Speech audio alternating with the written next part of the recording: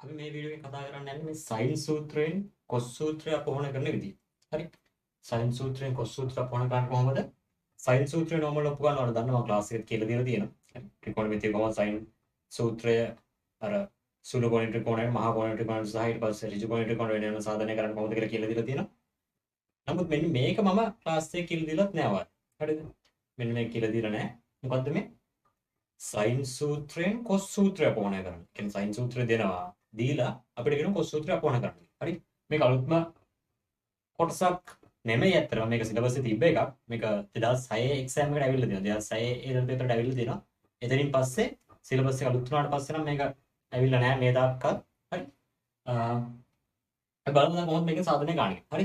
ඇත්තට මේ සයින් සූත්‍රයෙන් කොස් සූත්‍රය සාධනය කරනවා වගේම ළමයි අනිත් පැත්තක් තියෙනවා.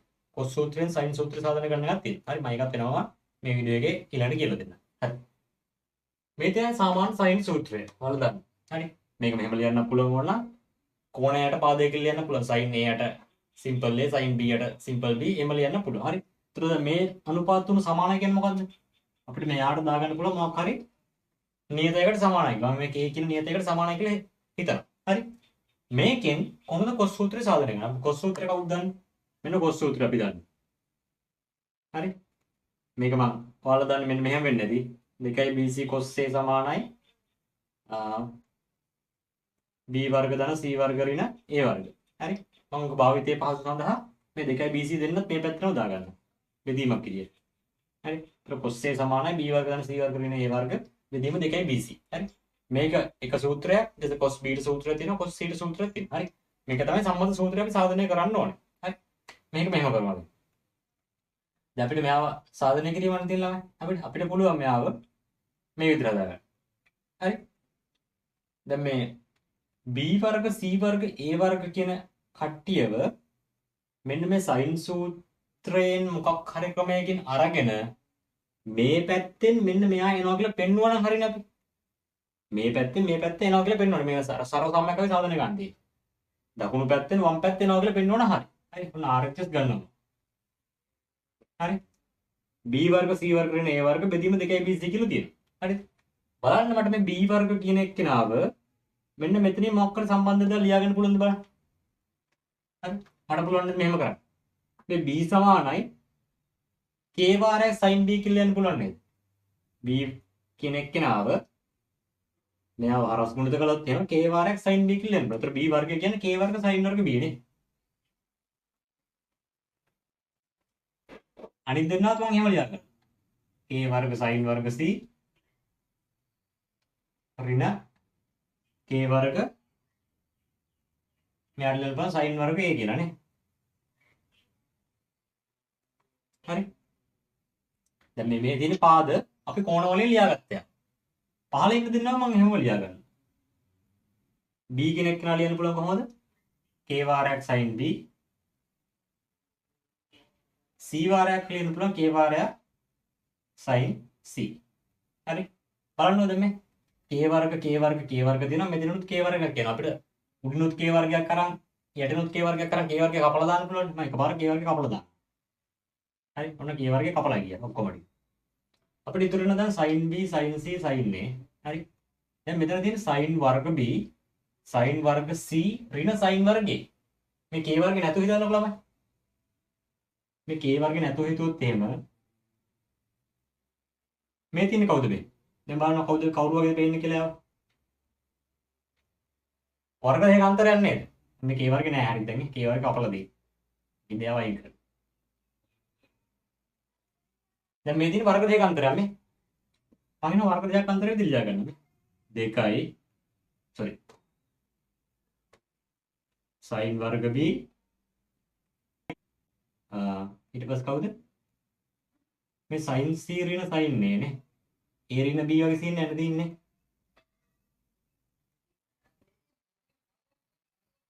ඊට පස්සේ sin b නෙමෙයි a නේ. මෙතන යන කවුද? sin c ඍණ a sin c ධන sin a. පහල එනවා. පහල එදෙන අවුල නැහැ. පහල එදිනව තියාගන්න. 2යි sin b sin c. හරි. දැන් මේ තියෙන්නේ කවුදනේ? මේ තියෙන්නේ අර සීදන සීරින සූත්‍රමයි.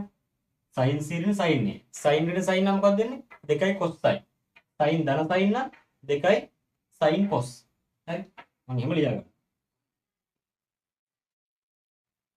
මෙතන වල ලියන්න පුළුවන් sin සීරින කියන්නේ කවුද? 2යි sin සීදන a sorry 2යි cos නේ. 2යි sin සීරින කියන්නේ 2යි cos sin නේ නේ. sin සීදන a cos සීදන a බෙදීම 2යි sin සීරින a බෙදීම 2යි. මෙතන sin සීදන sin a කියන්නේ 2යි sin cos වෙනවානේ.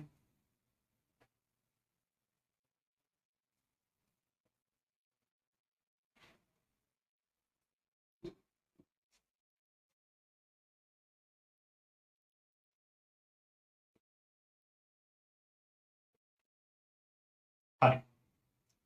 දැන් මේක අපිට වැදගත් මේක බලන්න මෙන්න මේ සූත්‍රය. මේ සූත්‍රය ළමයි මේ දිග සූත්‍රයක් තියෙනවනේ. හරි. මෙතනින් මට මෙහෙම හිතුවා නම් හරි මේ බලන්න. මේ 2යි sin සීදන a කියන එක්කෙනයි cos සීදන a බෙදීම 2 කියන එක්කෙනයි කවුරු වගේද නිකන්? අර අපි ඉගෙන ගත්ත භාග කෝණ සූත්‍රය වගේ.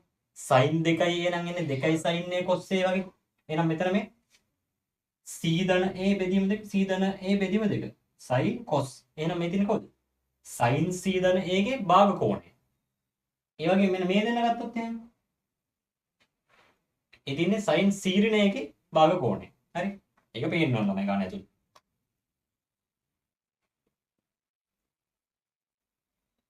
මම මෙයාට ලියන්න පුළුවන් කවුද? sin සීදන a මේ කතර දාපු දෙන්නට ලියන්න පුළුවන් කවුද? sin සීරින a.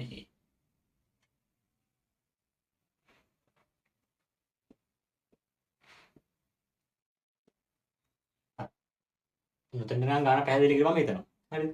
මෙතනින් එහාට කොහොමද දැන්? මෙතනින් එහාට හදන්න අපිට අර සුපුරුදු අංකණය කියන එක වැදගත්. මතකද සුපුරුදු අංකණය කියන එක? සුපුරුදු අංකණය කියලා අපි අර a ධන b ධන c සමානයි 5 කියලා ගන්න. ත්‍රිකෝණයක a ධන b ධන c සමානයි 5. හරි. ඒතර මොකක් හරි මෙතන කෝණ දෙකක එකතුව 5 ඍණ තවත් කෝණයක් කියලා ගන්න පුළුවන්.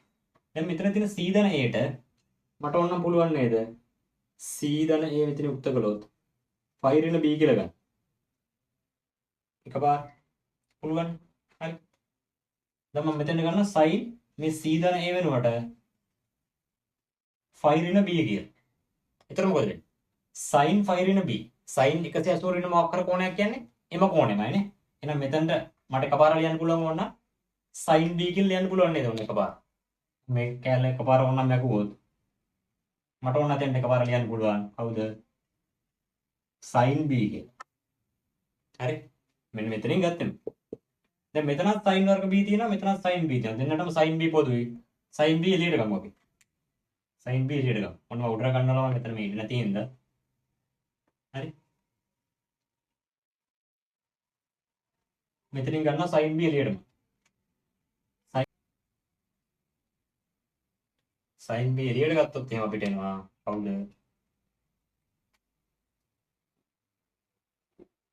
sin b මෙතන එනවා sin සීරිනේ.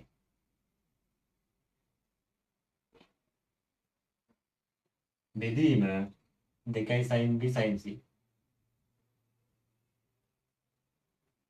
මෙතන sin b sin b කපලා දාන්න පුළුවන් ඕන. හරි. දැන් මෙතන තියෙන මේ sin b වෙනුවට මට ඕන මෙතනින් පුළුවන් මෙහම මෙතනින් b යුක්ත කළොත් එහෙම 5 ඍණ c ධන a කියලා ලියන්න පුළුවන් නේද ඕන. මේ සම්පූර්ණ කෝණය මෙහා පැත්තට ගත්තා. b මේ පැත්තට ගත්තා. මේවත්. ඒතර මෙතන sin b වෙනුවට ඕන ලියන්න පුළුවන් sin 5 ඍණ c ධන a කියලා නේ. sin 5 ඍණ c ධන a කියලා ලියන්න පුළුවන්. ඒතර sin 5 ඍණ c ධන a කියන්නේ මොකද්ද?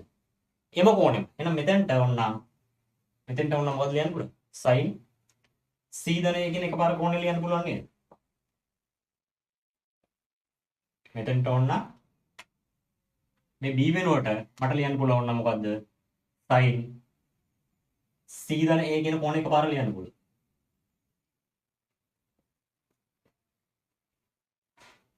දැන් තියෙනවා sin සීදනේ sin සීරණේ. අර සීදන d සූත්‍ර වර්ගයක් තියෙන්නේ. එහෙනම් මොකද ලියන්නේ? මෙතෙන් ලියන්න පුළුවන් 2 sin සීදන a සීරිණ a. දෙන්න එකතු කළා දෙකෙන් බෙදුවා. එතකොට සීදන a ධන c ඍණ a. එතකොට එන්නේ කවුද? 2c. 2c බෙදීම 2 කියන්නේ sin c වෙනවා. වාරයක් cos. මෙයා ඍණ මෙයා. සීදන a ඍණ c ඍණ a. එතකොට කවුද එන්නේ?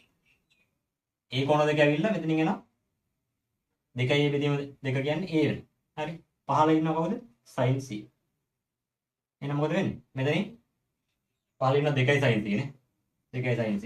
දෙකට දෙක කැපෙනවා sin c sin c කැපෙනවා. උත්තරේ cos a කියලා එනවා අපිට. හරි. එහෙනම් අපිට පෙන්වන්න ඕනේ අපි අර දකුණු පැත්ත අරන් ගිහිල්ලා වම් පැත්තේ උත්තර එනවා කියලා පෙන්වනවා. එහෙනම් මේ මොකක්ද මේ කරලා තියෙන්නේ? sin සූත්‍රය භාවිතා කළා cos සූත්‍රය සාධනය කළා. අපිට මේක ඕන නම් මෙහෙම එලෙසම කියලා දාලා. එලෙසම කියලා දාලා. ඊතුරු අවස්ථා දෙකට පෙන්වන්න ඕනෙත් නැහැ. එලෙසම කියලා දාලා අපිට ලියන්න පුළුවන් cos b සමානයි c වර්ග ධන b a වර්ග ඍණ b වර්ග බෙදීම 2ca cos c සමානයි a වර්ග ධන b වර්ග ඍණ c වර්ග බෙදීම 2ab කියලා. ඔන්න cos සූත්‍රය සාධනය කළා sin සූත්‍රය ඇතුලේ. sin සූත්‍රයෙන් cos සූත්‍රය අපෝහණය කරලා තියෙනවා. හරි. දැන් මේ කතාවම අනිත් පැත්තට හදන්නත් වෙනවා. ඒ මොකද්ද? cos සූත්‍රයෙන් දැන් අපි sin සූත්‍රයෙන් cos සූත්‍රයකට cos සූත්‍රයෙන් sin සූත්‍රය සාධනය කරා. හරි. අන්න ඒක චුට්ටක් සුළු කිරීම තියෙන දෙයක්. හරි අමාරුවක් නෑ. දැන් මේ මෙන්න මේ ගාන 2006 දී ඇවිල්ලා තියෙන එක්සෑම් එකට එතනින් පස්සේ ඇවිල්ලා නෑ. හරි. එතකොට අපි හිතනවා දැන් මේක ආවේ හින්දා cos සූත්‍රයෙන් sin සූත්‍රය සාධනය කරන්න එක එන්න පුළුවන්. හරි. සමහරට එන්න පුළුවන්. මොකද වෙනස්ම මේ ගානක් නෙමේක. උතර මේ සැරේ අර 2025 පේපර් අලුත් වෙනවත් එක්කම අපිට හිතන්න පුළුවන් ගණන් ටයිප් එක පොඩ්ඩක් හරි වෙනස් වෙයි කියලා. හරි. නිකන් ගෙසින්නයක් විදිහට මෙන්න මේක ඔළුවේ තියන් යන්න. මේ වගේ ගානක් එන්න පුළුවන් කියලා. හරි. මාරුවක් නැහැ. අපි දැන් බලමු cos සූත්‍රයෙන් sin සූත්‍රය සාධනය කරන්න විදිහ. හරි. හරි.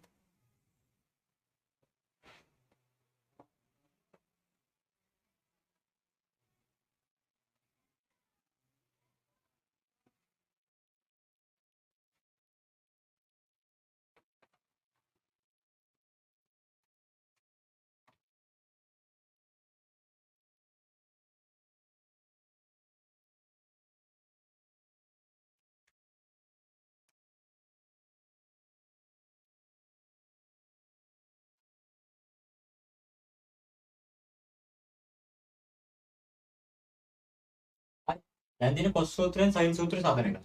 ඒ කියන්නේ මොකද්ද? මෙන්න මෙයාගෙන් මෙන්න මෙයා පෙන්වන්න අපිට. මෙන්න මේ cos සූත්‍රයෙන් මෙන්න මේ sin සූත්‍රය එනවා කියලා. හරි. දැන් විතර මෙයා තමයි අපිට තියෙන දත්තේ. මෙන්න මෙයා තමයි අපිට තියෙන දත්තේ. හරි. මෙයාව අරගෙන අපි බලමු මෙයා කොහොමද සොයන්නේ කියලා. අපි ගාව තියෙන දත්තේ cos a සමාන b වර්ග ධන c වර්ග නේ a වර්ග බෙදීම 2b තියෙනවා. හැබැයි මේකේ තියෙන sin කතන්දරය. cos වලින් sin වලට එනවා නම් අපි මොකද්ද දන්නේ? අපි ගාව තියෙන එකම දත්තේ මෙන්න මෙයානේ. cos වලින් sin වලට එනවා නම් අපි දන්නේ මොකද්ද? sin θ ධන cos වර්ග θ සමාන 1යි කියලා. මෙන්න මේ දත්තෙන් වොන්න අපිට එක ඍණ cos වර්ගයක් වගේ හදාගත්තොත් sin වර්ග පදයක් හදාගන්න පුළුවන්. හරි. දැන් මට cos පදයක් මෙතන තියෙන හින්දා මම මෙයා වර්ග කරලා මෙන්න මේ සූත්‍රයට දාලා sin පදයක් හදාගන්න බලමු. මෙයා සම්පූර්ණයෙන් වර්ග කරනවා. මේ cos a කියන එක කෙනා සම්පූර්ණයෙන් වර්ග කළොත් මොකද වෙන්නේ? බලන්න. දැන් සම්පූර්ණ මෙයාගේ වර්ගයක් එන්නේ. මේවල වර්ග කරන විදිහ මම කියලා දෙලා තියෙනවා. ගණිතය පදනම් පාඨමාලාවේ මෙයා කියලා දුන්නා. හරි. මෙයා වර්ග කරමු. මෙතන එනවා මොකද්ද? cos වර්ගය සමානයි. මෙයා වර්ග වෙනවා. මෙයා වර්ග වෙනවා. මෙයා වර්ග වෙනවා. ඊට පස්සේ මොකද වෙන්නේ? දෙවාරයක් මේ දෙන්න ගුණිත වෙනවානේ. දෙවාරයක් දෙන්න ගුණිත වෙනවා නේ. b වර්ග c වර්ග. ඊට පස්සේ b වර්ග a වර්ග. ඊට පස්සේ c වර්ග a වර්ග. පහළ ඉන්න දෙන්නත් ගුණිත වෙනවානේ. 2 වර්ගය 4යි b වල වර්ගයයි c වල වර්ගයයි. මොන cos වර්ගයක් හදාගන්න. හරි. දැන් මේ cos වර්ග වෙනකොට අපිට ඕන නම් මෙතෙන්ට කවුද? cos වර්ග a කියලා දැම්මොත් එහෙම එක ඍණ sin වර්ගය කියලා දාගන්න පුළුවන් නේ. මේ cos වර්ගයේ තියෙන තැනට මම ඕන්න එක ඍණ sin වර්ගය කියන එක ආදේශ කරගන්න. හරි මම එකපාරම මේ ලියන්නේ. කරද්දක් නැහැ cos වර්ගයේ තියෙන තැන එක ඍණ sin වර්ගය. මෙතනින් ළමයි දැන් අපිට මේ ගන්නට ඕනේ sin මේ a බෙදීම sin a කියන පදයක් හදාගන්න. එහෙනම් මෙතනින් අපි මොකද කරන්නේ? මෙතනින් අපිට ඕන බලුවා මේ sin වර්ගයේ පදේ යුක්ත කරගන්න. sin වර්ග a පදේ යුක්ත කරගන්න බලන්න මොකද කියලා. sin වර්ග a පදේ යුක්ත කරගත්තොත් sin වර්ග පදේ එහා පැත්තට යනවා මේ පද සෙට් එක මේ පැත්තට එනවානේ. ඒතර 4b වර්ග එකෙන් වැඩි වෙලා මෙයත් එක සුළු වෙනවා. බත් 4b වර්ග සුළු වෙලා මේ පද ටික ඔක්කොම ඍණ වෙනවා ළමයි. මේ සෙට් එක ඍණ වෙනවානේ. 2b වර්ග c වර්ග ඊටසේ මෙයා ධන වෙනවා 2b වර්ග a වර්ග මෙයා ධන වෙනවා 2c වර්ග a වර්ග මේ හතරේ බල ටික ඔක්කොම ඍණ වෙනවා.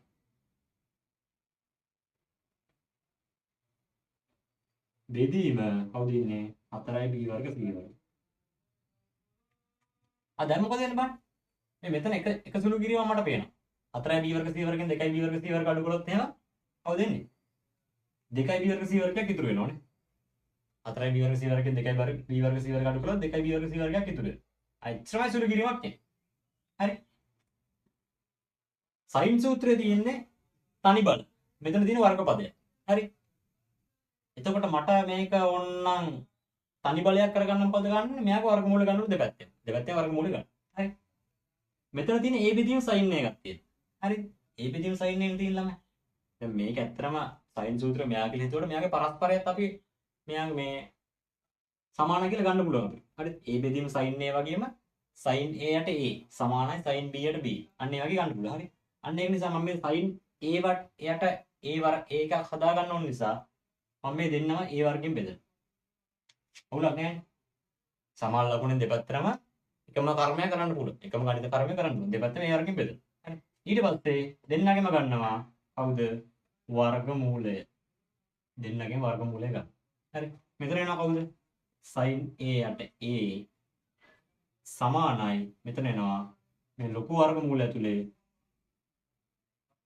2b වර්ග c වර්ග 2b වර්ග a වර්ග 2c වර්ග a වර්ග ඍණ b4 ඍණ c4 ඍණ a4 බෙදීම 2bca වර්ගමූල වර්ග ටික අයින් කරනොත් මෙහෙම ධනරෝහණය දාන්න ඕනේ. ධනහෝරණ දාන්න ඕනේ. අපි සාමාන්‍ය වර්ගමූලයක් වැඩි ධනහෝරණ දාන්න. හරි. මෙතනදී ඔක්කොම තියෙන පාදලම. ඊට අමතරව මේ sin a යට a කියන්නේ sin a කියන්නේ මොකද්ද? a කියන්නේ ත්‍රිකෝණේ තියෙන කෝණන්නේ ළමයි. ඒත් ත්‍රිකෝණේ කෝණයක උපරිම වෙන්න පුළුවන් මොකද්ද අවස්ථාව? මෙයා බිඳුව ඉඳන් 180 දක්වා තමයි ත්‍රිකෝණයක උපරිම කෝණයක් එන්න පුළුවන්. 180 සමාන කෝණ ත්‍රිකෝණයක් කියලා සලකන්නේ නැහැ. හැබැයි බිඳුව 180 දක්වා තමයි ඒට එන්න පුළුවන් උපරිම අවස්ථාව. නේ? එතකොට sin බිඳුව 180 දක්වා අගයන් ටික ඍණ වෙන අවස්ථාවක් තියෙනවා. sin ගේ පළවෙනි වෘත්ත පාදකයේ අගය ධන, දෙවෙනි වෘත්ත පාදකයේත් අගය ධන. එහෙනම් මේ කොටස අනිවාර්යයෙන්ම ධන. යට තියෙන එක්කෙනා පාදය. එයා අනිවාර්යයෙන්ම ධන. එහෙනම් මෙතන ධන හොරින දාන්න ඕනේද? ඕනේ නැහැ. මොකද මෙයා අනිවාර්යයෙන්ම ධන උත්තරයක් දාන්න. ඔන්න sin a යට a කියන එක්කෙනා අපිට මෙහෙම උත්තරයක් එනවා. හරි. මේ අංක එක කියලා දාගන්නකො. දැන් sin a යට a විතරනේ ගත්තේ. දැන් මට මෙයාගේ ඕන ඊට පස්සේ sin b යට b කියන එක්කෙනත් ගන්නවා. sin b යට b කියන එක්කෙනා ගන්නවා මොකද කරන්න ඕන? sin b යට b කියන එක්කෙනා ගන්න නම් දැන් අපි මෙතන ගත්තේ cos a සූත්‍රය අරන් සාධනය කළේ. එහෙනම් sin b යට b කියන එක්කෙනා ගන්න නම් cos b කියන cos සූත්‍රය අරන් තමයි සාධනය කරන්න ඕන. එයත් අරගෙන මේ වගේ උත්තරයක් එනවා කියලා පෙන්වනවා නම් අපිට කියන්න පුළුවන් දෙන්නෙක් සමානයි නම් තුන්වෙනි එක්කෙනා එලෙසම සමාන වෙනවා. දැන් දෙවෙනි එක්කෙනාත් සමාන වෙනවා කියලා අපි පෙන්වන්න. හරි. අපි මේ උත්තරේ පැත්තකින් තියාගෙන cos b සූත්‍රය අරන් එයත් සාධනය කරලා බලන්න මෙයා වෙනවද කියලා. හරි. එතන බලන්න දෙයක් නැහැ ඒක. මේ මන්ට ඉතින් මොනවා සුළු කරගන්න පුළුවන්. නඩ එක්සෑම් එකට අපි පෙන්නන්නේ මේ. හරි. මේ උත්තරේ මෙහෙම පැත්තකින් මම ලියාගෙන හරිද? sin a කියන එක කියන මෙන්න මේ සූත්‍රය මම මොනවා පැත්තකින් ලියා ගන්නකො මේ හරියම වගේ. හරි මේ ටික මකලා දාලා මේ ටික ඕනේ නැහැ නේද අපිට? මේ sin a යට a කියන එක සූත්‍රය මම ලියා ගන්නවා.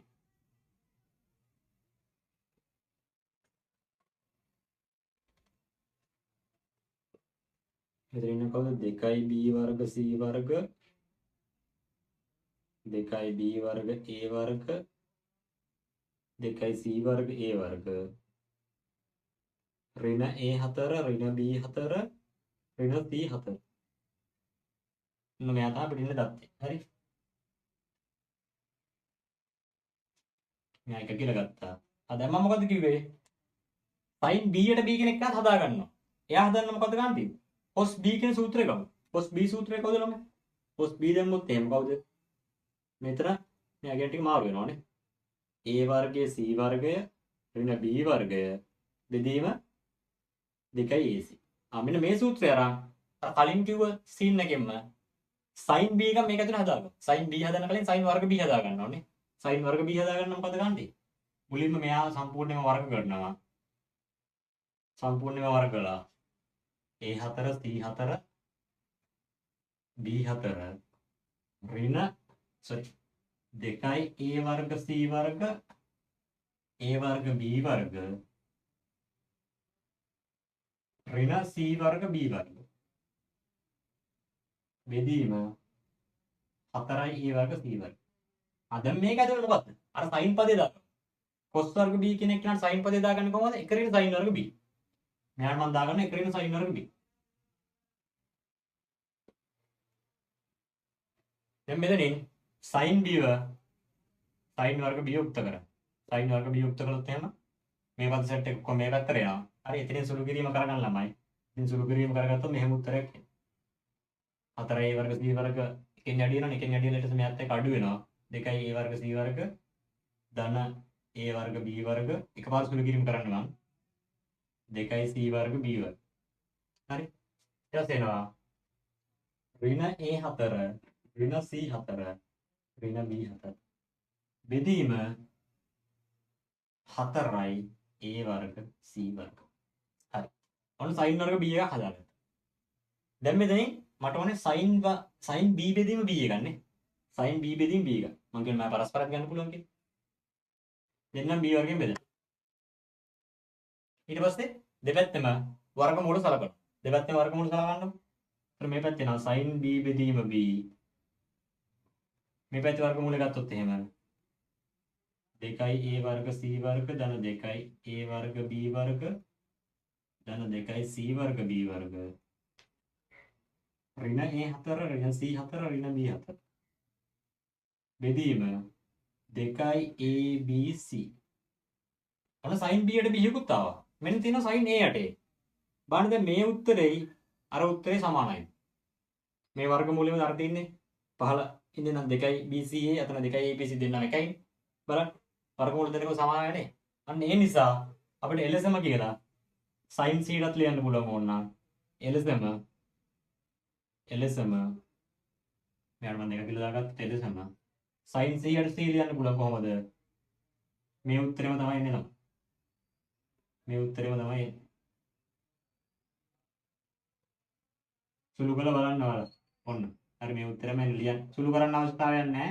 දෙන්නෙක් සුළු කළා නම් LSM කියලා අනිත් එක ගන්න ලියන්න පුළුවන්. මෙයා එන්නේ. මෙයා 3 කියලා දැම්මොත්. එම නිසා මොකද? එම නිසා 1 සමානයි 2 සමානයි 3 අපිට ඕන නියතයක් ලෙස සලකන්න පුළුවන්. හරි. ඒතර යන්නේ කවුද? sin a යට a සමානයි sin b යට b සමානයි sin c යට c සමානයි නියතය. උන sin සූත්‍රය සාධනය. මෙයාගේ මෙහෙම තියෙන එකත් අපිට අවුලක් නැහැ. ඒ යට කියන්නේ පාදයට කෝණය තිබ්බත් කෝණයට පාදය තිබ්බත් ඒ අවස්ථා තුනම ගන්න පුළුවන්. හරි. ඒ අවස්ථා දෙකම ඒ අවස්ථා දෙකම අපිට මේ sin සූත්‍රය කියලා සලකන්න පුළුවන්. හරි. ඔන්න sin සූත්‍රය සාධනය කළා cos සූත්‍රය ඇතුලේ. හරි. මේ හොඳට බලා ගන්න. මම කියන්නේ මේ ගෙස්නින් එකක් විදිහට මේක කරන්න කියලා. හරි. 25ට එන්න පුළුවන්. හරි. එනවා අනිවාර්යෙන් එනවා කියලා කියන්නේ මම පේපර් එක දන්නේ නැහැ. හරි. අනිවාර්යෙන් එනවා කියලා කියන්නේ මේක සමහර විට එන්න පුළුවන්. මොකද කලින් මේ අර අලුත්ම සර් කෙනෙක් පේපර් එකක් හදද්දී සමහර විට අර මේ දක්වා ටච් වෙලා නැති අලුත්ම ගණන් කොටසක් දාන්න පුළුවන්. හරි. ඒ වගේම පියෝ පාඩම් ගොඩක් මම ඒ වගේ මේ දක්වා ටච් නොවෙච්ච ගණන් සෙට් එකක් දානවා ළමයි. හරි. වීඩියෝ සෙට් එකක් දානවා. න්‍යාස පාඩමේ අර සමගාමී සමීකරණ විසඳන විදිය මම ඒක දැම්ම කලින් වීඩියෝ එක. හරි. ඒකත් මේ දක්වා පේපර්ස් වලට ඇවිල්ලා නැහැ. අන්න ඒක නිසා හොඳට බලා ගන්න මෙන්න මේවා. ඔයාලට ආවොත් එහෙම ලේසියෙන්ම හදා ගන්න පුළුවන්.